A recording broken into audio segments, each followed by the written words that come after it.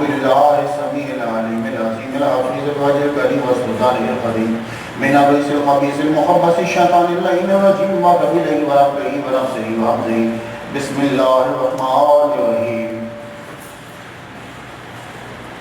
ولقد زينا السماء الدنيا بمصابيح وجعلناها رجوما للشياطين وأعتدنا لهم عذاب السعير صدق الله مولانا العلي العظيم وبلغنا رسوله النبي الكريم ونحن على ذلك من الشاهدين والشاكرين والحمد لله رب العالمين إن الله وملائكته يصلون على النبي يا أيها الذين آمنوا صلوا عليه وسلموا تسليما اللهم صل على سيدنا محمد وعلى آل محمد وعلى آله وصحبه وسلم. All praise due to Allah who made us from the Ummah of Muhammad sallallahu alayhi wa sallam. We hereby testify that there is no deity but Allah and Muhammad sallallahu alayhi wa sallam is final messenger. Peace and blessings upon Muhammad sallallahu alayhi wa sallam, his noble family and companions. Today, topic is horoscope, palmistry and astrology. Astrology is totally haram in Islam. So listen carefully. I cited a verse, وَلَقَدْ زَيَّنَّا السَّمَاءَ الدُّنْيَا بِمَصَابِيحَ وَجَعَلْنَاهَا رُجُومًا لِلشَّيَاطِينِ وَأَعْتَدْنَا لَهُمْ عَذَابَ السَّعِيرِ. 13 times Allah Ta'ala mentioned Sitara in Quran Majid, 4 times singular, Najm, and 9 times plural, Najum.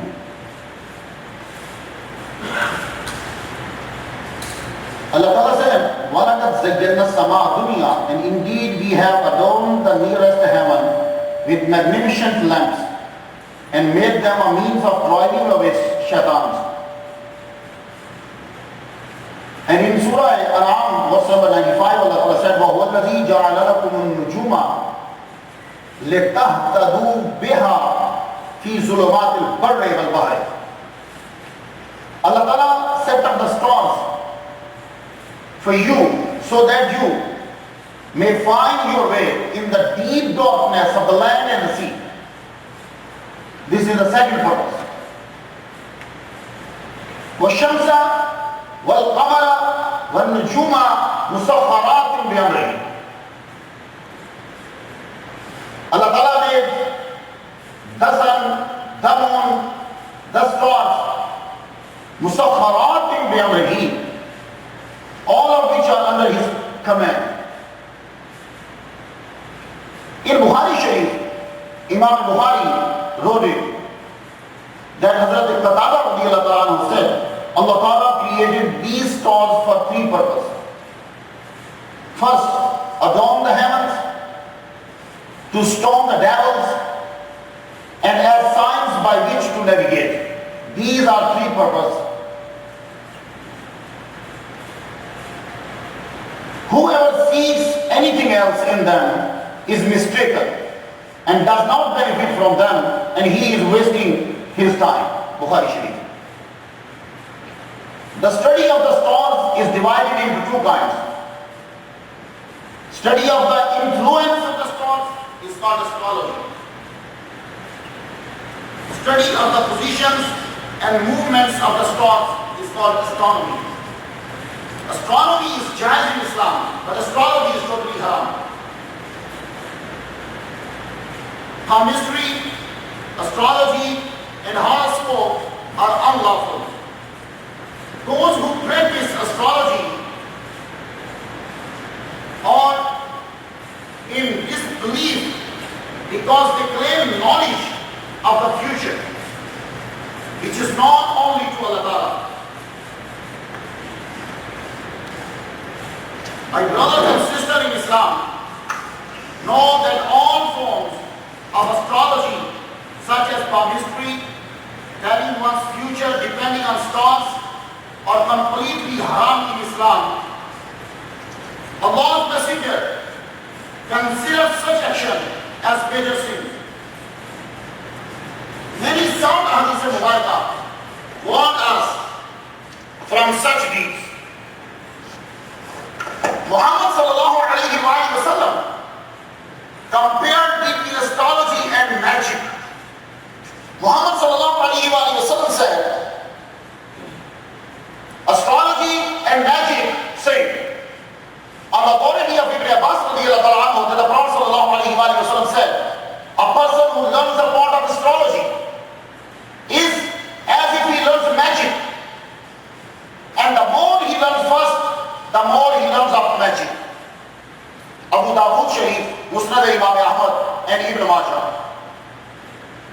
It means that if you are learning astrology, it means you are learning a magic. Prophet Muhammad sallallahu alayhi wa sallam compared between astrology and sorcery. Sorcery means jadoo. Because sorcery was known to be forbidden. And so he would get some knowledge of astrology, would do something forbidden and would be sinful. If you are going to astrologist and you believe in astrology, you cannot get the divine help and success.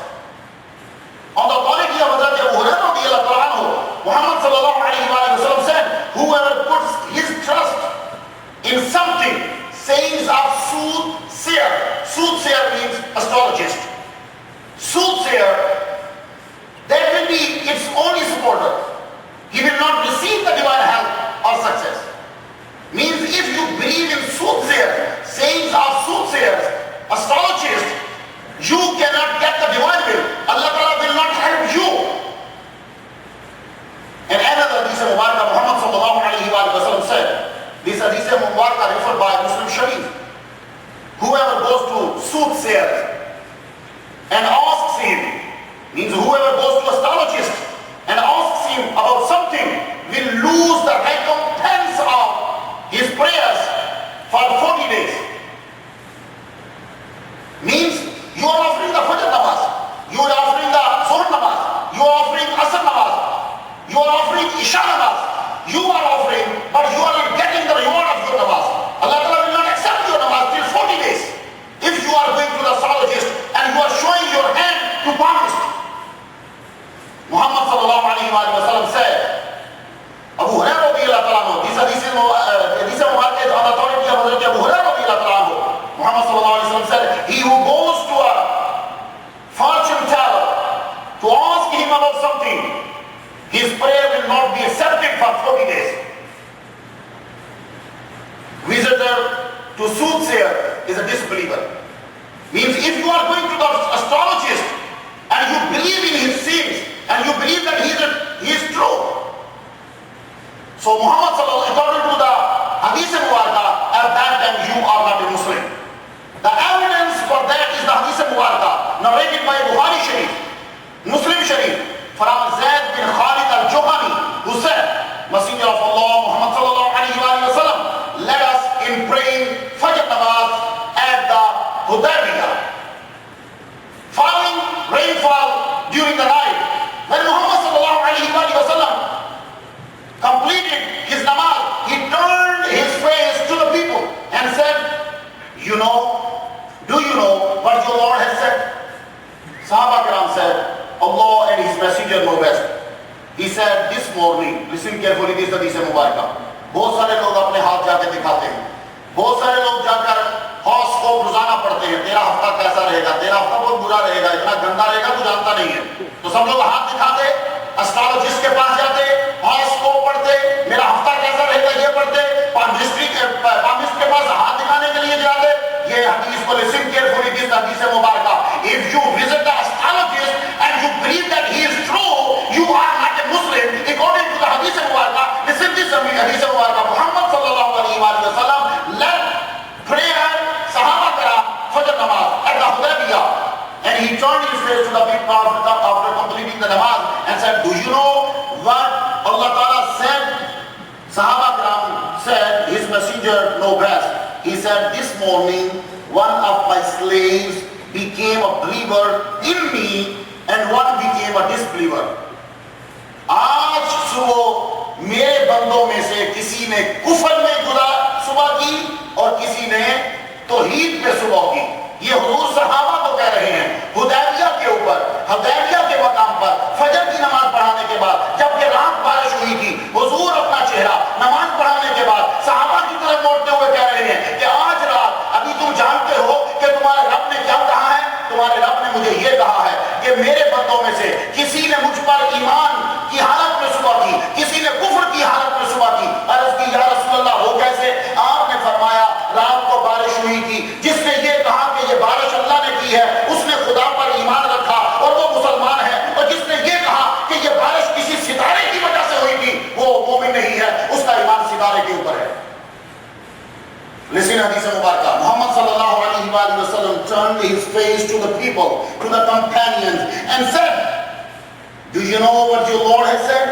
They said, Allah and His Messenger know best. He said, this morning one of my slaves became a believer in me and one became a disbeliever. As for the one who said, he had been given rain by virtue of Allah and His mercy, he is a believer in me and a disbeliever in the stars. But as for the one who said, we have been given rain by such and such a star, he is a believer in me, disbeliever in me, and believer in the stars. This hadith Mubarak is telling us all things are under the control of Allah Ta'ala, not under the control of stars. Visiting astrologists and listening to him and buying books on this topic also haram. You cannot read the books. You cannot visit the astrologist. Not only is the practice of astrology haram, forbidden as mentioned, but also visiting an astrologist and listening to his predictions, buying books on astrology or reading one's horoscope are also forbidden. Astrologists fail many times. History has proven that astrologists are liars in many situations. For example, when the Abbasid Khalifa Al-Mu'tasim wanted to conquer Amuriya, the astrologist then advised him not to do so at that time. He had chosen, but he disregarded what they said. He marched with his army towards Amuriya and won a great victory. To conclude, celestial bodies are signs of Allah's power. They have no influence at all on the happiness or unhappiness of people. To believe that astrologists are liars, even if what they have foretold proves to be true. So all those Muslims who are just reading horoscopes for fun and trying to find out what is in their future through any means like cup reading, palmistry, numbers, etc. should know they are committing shirk in fun, and shirk is the one and only sin Allah will never ever forgive unless you sincerely repent from it and never do such a thing again. May Allah guide us away from such acts of shirk. Ameen. آج کل ہمیں بڑی عادت ہے، میں radio پہ تقریر کرتا ہوں تو وہ ریڈیو والے نے کہا ذرا تقریر کیجئے گا. میں نے کہا کس پہ؟ بولے آپ کی تقریر کے بعد ایک ہندو آتا ہے اور سارے لوگ اس سے اپنا مستقبل پوچھ رہے ہوتے ہیں. سبحان اللہ، ہندو سے مسلمان اپنا مستقبل پوچھ رہا ہے. ادھر ہیوسٹن میں، جس ہیوسٹن میں 60,000 سے زیادہ مسلمان ہیں، وہ اپنا مستقبل ہندو سے پوچھ رہا ہے کہ بتائیے میرا نام یہ ہے، میں اس وقت پیدا ہوا ہوں، تو پنڈت جی میرا مستقبل کیسا ہوگا؟ اگر پنڈت مستقبل بتاتے ہوتے اور پنڈتوں کے بتائے ہوئے مستقبل صحیح ہوتے تو کسی پنڈت کی بیٹی بیوہ نہ ہوتی. اگر پنڈتوں کے بتائے ہوئے مستقبل سچے ہیں تو وہ اپنی بیٹی کی شادی کرتے ہوئے کسی ایسے جماعت کو ڈھونڈتا جو اس کی بیٹی کے زندگی میں نہ رکھتا. ایک صاحب نے بھیجا انڈیا میں، جاؤ پوچھ کر آؤ پنڈت سے کہ میری جنم کنڈلی. یہ بات یاد رکھیے گا کہ اسٹرالوجی پالمسٹری کسی مذہب میں جائز نہیں سوائے ہندوؤں کے.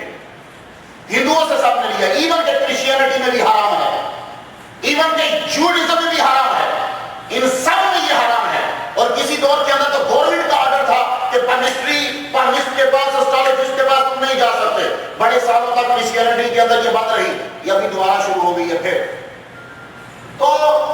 ہندوؤں کو یہ دعویٰ ہے کہ یہ ایسٹرولوجسٹ جو ہیں جو یہ ساری چیزیں ہم نے ایجاد کی ہیں اور ہماری بڑی پرفیکٹ ہوتی ہیں، تو وہ جنم کنڈلی بنائی جاتی ہے کہ یہ لڑکی کی شادی اس کے ساتھ ہو جائے گی کہ نہیں ہو جائے گی، وہ ادھر سے پھر ملا ملو کے سارا کچھ وہ دیکھا جاتا ہے۔ اور اگر یہی حال ہوتا ہے صاحب کہ جاؤ جا کے بیٹے، اماں بولی بیٹے جاؤ جا کے ذرا پنڈت سے پوچھاؤ کہ ہمارا تیری مستقبل کے بارے میں کچھ مشکلات تو نہیں ہے۔ وہ پہنچا تو پنڈت کے دروازے کے آگے جھم گٹا، پوچھا کیا ہوا؟ پنڈت کے دروازے پہ اتنے بندے کیوں کھڑے؟ بولے پنڈت کا دماغ مر گیا۔ پنڈت کا دماغ مر گیا؟ اس نے پنڈت سے پھر کچھ پوچھا نہیں، واپس مڑا۔ اماں پوچھتی بیٹے ہندوؤں کو یہ ناز ہے اس بات پہ کہ عیسائیوں نے اور انگریزوں نے ہماری نقل کی ہے، اصل میں ہم لوگ جو ہیں وہ صحیح نجومی ہیں۔ تو میں گیا ماں سے پوچھنے کے لیے کہ میرا مستقبل بتا دے، جو بندہ اپنی بیٹی کا گھر نہیں بچا سکا تو میرا مستقبل کیا بتائے گا ماں؟ تو وہ واپس پلٹ، دیکھو مستقبل کون یہ لوگ نہیں بتا سکتے، یہ ستاروں کی چالوں کو دیکھتے ہیں۔ تو جو آدمی مسلمانوں میں سے یہ یقین رکھے کہ یہ آدمی میرا مستقبل بتائے گا، ایک صاحب ہے بہت مشہور ہے پاکستان میں، ان کا مرید ہے یہ ہاشوانی جس کے پل کوارڈینیٹر ہے، تو جب بھی کوارڈینیٹر میں ٹھہرتا ہے تو پریزیڈنٹ سیٹ کے اندر اس کو ٹھہراتا ہے، 1,00,000 روپیہ لیتا ہے ہاتھ دیکھنے کا، اور پاکستان کے بڑے بڑے آدمی اس کو اپنا ہاتھ دکھاتے ہیں، 1,00,000 روپیہ لے گا، وہ سب دکھا رہے ہیں۔ اور بھائی مانو ظالموں، تم اس کو اپنا ہاتھ دکھا رہے ہو؟ محمد صلی اللہ علیہ وآلہ وسلم نے فرمایا جو آدمی کسی ایسٹرولوجسٹ کے پاس چلا گیا اور یقین رکھتا ہے کہ اس کا کہا ہوا سچ ہے، 40 دن تک خدا کی بارگاہ میں آ کے نمازیں پڑھتا ہے، اللہ تعالیٰ اس کی ایک نماز کو بھی قبول نہیں کرے گا۔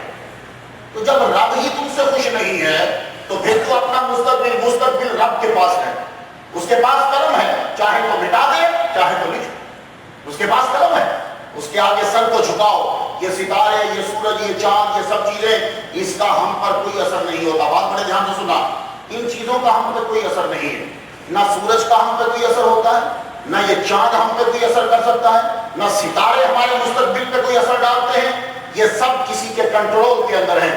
یہ سب سے بڑا روشن تو سورج ہی ہے نا۔ حضور صلی اللہ علیہ وسلم کے صاحبزادہ کا انتقال ہو گیا، اللہ نے حضور کے کسی بیٹے کو زندہ نہیں رکھا، یہ خاص حکمت تھی، ورنہ اللہ چاہتا جس نبی کے صدقے سے بندوں کی عمریں 100 سال ہوئی ہیں، اس نبی کا اپنا بیٹا زندہ نہیں رہ سکتا تھا؟ نبی کا بیٹا رب نے خود زندہ نہیں رکھا، کیوں؟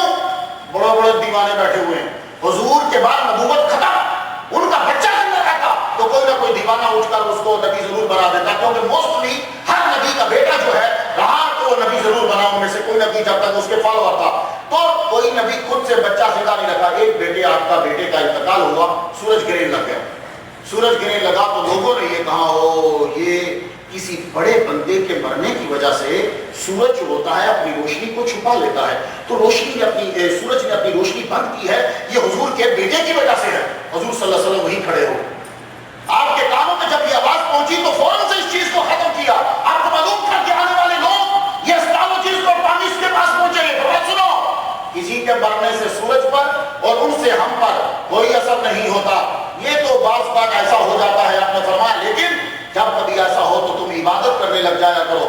یہ ایک مرتبہ یہ سورج اور چاند ان سے کیا لینے تم جاتے ہو، ایک دفعہ سرکار صلی اللہ علیہ وسلم نے دیکھا کہ سورج کی روشنی مدھم پڑ گئی، کم پڑ گئی، اتنی سخت گرمی تھی اور سورج کی روشنی ایک دم سے مدھم پڑ گئی۔ آپ سوچ ہی رہے تھے کہ جبرائیل علیہ السلام تشریف لے آئے، جبرائیل علیہ السلام آئے تو آپ نے پوچھا جبرائیل کیا ہوا، ایک دم سے سورج کی روشنی مدھم کیوں پڑ رہی؟ کہا حضور آپ کا خلیل، آپ کا امتی، آپ کا یار حضرت عمر رضی اللہ تعالیٰ عنہ کوئی کام کر رہے تھے، شدت سے جب سورج کی گرمی لگی تو انہوں نے غصے سے آنکھ بھر کے جب سورج کو دیکھا تو سورج کی روشنی رب تعالیٰ نے ایک دم سے غائب کر دی، اور جن کے بندوں کی نظروں سے سورج کی روشنی غائب ہو جاتی ہے، تم اس کے اثرات لینے جاتے ہو ان خبیثوں کے پاس۔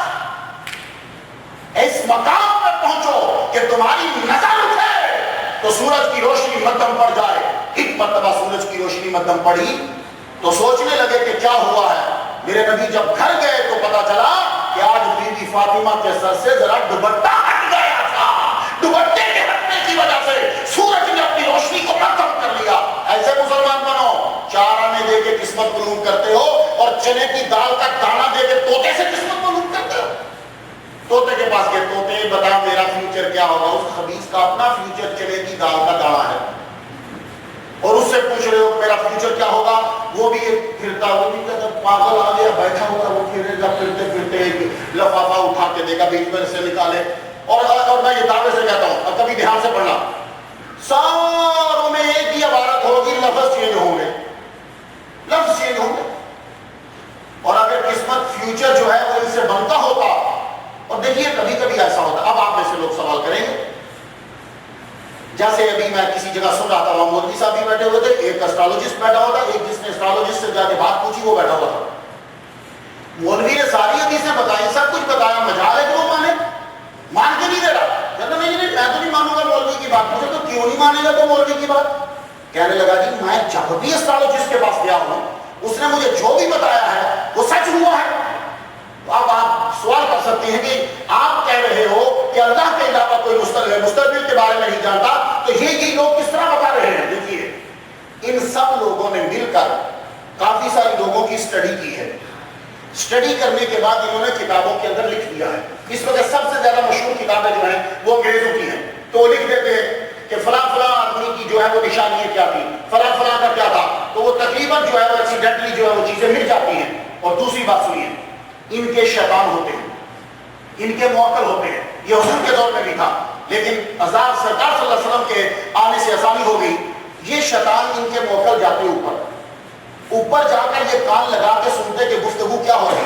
اللہ تعالیٰ آرڈر دیتا ہے فرشتوں کو, فرشتے آرڈر نیچے والے ان کو, اس سے ان کو آگے یہ حکم ملتا ہے. تو یہ کان لگا کے جا کے سنتے تھے کہ فرشتے بات کیا کر رہے ہیں. تو یہ تھوڑی سی باتیں بلکہ زیادہ پہلے سن لیتے تھے. جب میرے نبی محمد صلی اللہ علیہ وسلم آئے, اب سارے دروازے بند کر دیے گئے. حق تعالیٰ قرآن مجید میں فرماتا ہے کہ ہم نے آسمان کے اوپر یہ مزین کر دیے ہیں ستارے, وَلَقَدْ زَيَّنَّا السَّمَاءَ الدُّنْيَا بِمَصَابِيحَ وَجَعَلْنَاهَا رُجُومًا لِلشَّيَاطِينِ.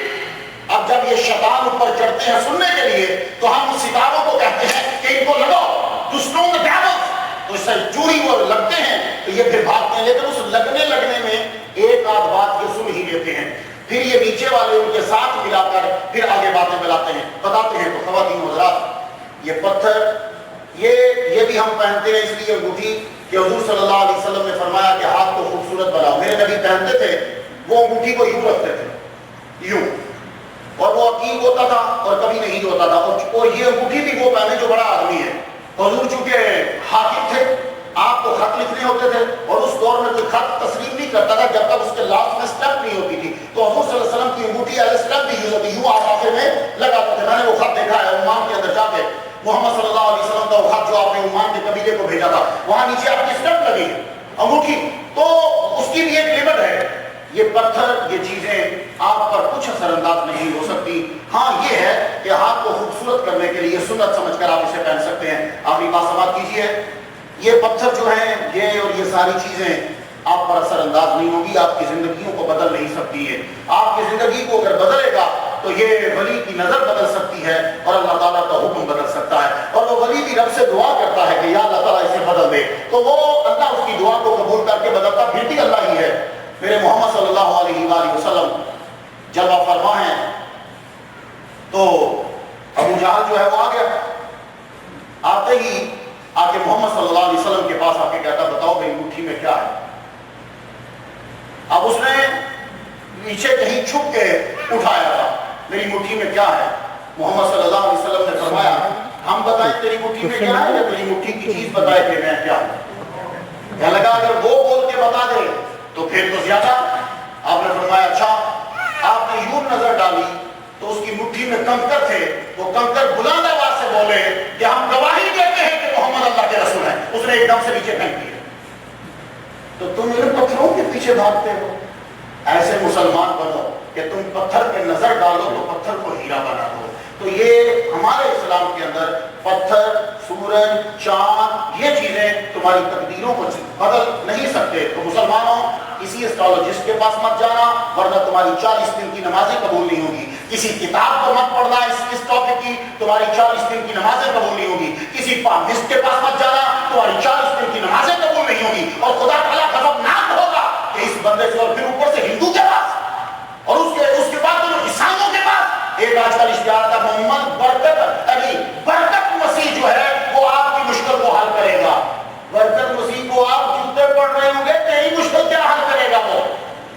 سب لوگ اس سے تویز لینے کے لیے جا رہے ہیں. خدا کا واسطہ ہے مسلمانوں، رب کا گھر ہے، رب کے آگے سر کو جھکاؤ، ان ستاروں اور ان پتھروں سے اپنے آپ کو ہٹاؤ، یہ تم پہ اثر نہیں ڈالتے. وہ ہاں کچھ سوالات اس میں تمہارے ذہن میں آئے ہوں گے، لیکن وہ ساری چیزیں کچھ اور ہیں. یہ عقیدہ رکھنا یہ پتھر تمہاری تقدیر کو بدلے گا، یہ ستارے تمہاری تقدیر کو بدلیں گے، ہر چیز ایسا نہیں. اے اللہ ہمیں سچی توحید عطا فرما، اور اے اللہ ہمیں اپنے ہی سے ہی مدد مانگنے کی توفیق عطا فرما. وآخر دعوانا